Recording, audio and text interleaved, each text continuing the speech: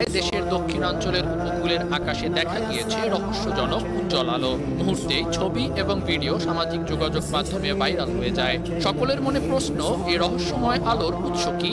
ধারণা করা হচ্ছে ভারত অগ্নি-6 আন্তঃমহাদেশীয় ব্যালিস্টিক ক্ষেপণাস্ত্রের পরীক্ষা চালিয়েছে। অফিসিয়ালি দেশটি এখন পর্যন্ত কিছু স্বীকার না করলেও গত 6 মে দেশটির প্রতিরক্ষা গবেষণা ও উন্নয়ন সংস্থা DRDO এর চেয়ারম্যান সমীর ভি কামাত জানিয়েছিলেন, অগ্নি-6 ক্ষেপণাস্ত্রটি পরীক্ষার জন্য সম্পূর্ণ প্রস্তুত। এটি এখন সরকারের অনুমতির অপেক্ষায় আছে।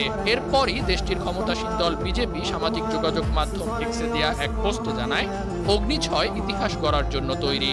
গত 7 মে দেশটির গণমাধ্যম দ্য ইকোনমিক টাইমস জানায়, ভারত 6 থেকে 9 মে পর্যন্ত বঙ্গোপসাগরের 3500 কিলোমিটার আকাশ সীমা সংরক্ষিত করে একটি নোটিশ টু এয়ারম্যান নোটাম জারি করেছে, যা একটি সম্ভাব্য দূরপাল্লার ক্ষেপণাস্ত্র পরীক্ষার জল্পনা উস্কে দিয়েছে। ওই প্রতিবেদনে আরও বলা হয়, এই সংরক্ষিত এলাকা উড়িষ্যা উপকূলের আব্দুল কালাম দ্বীপ থেকে প্রায় 3560 কিলোমিটার বিস্তৃত, যা কৌশলগত ক্ষেপণাস্ত্র পরীক্ষার জন্য একটি পরিচিত উৎক্ষেপণ কেন্দ্র।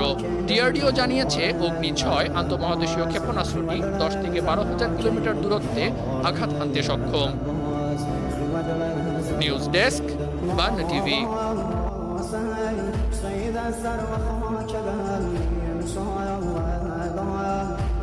সন্ধ্যায়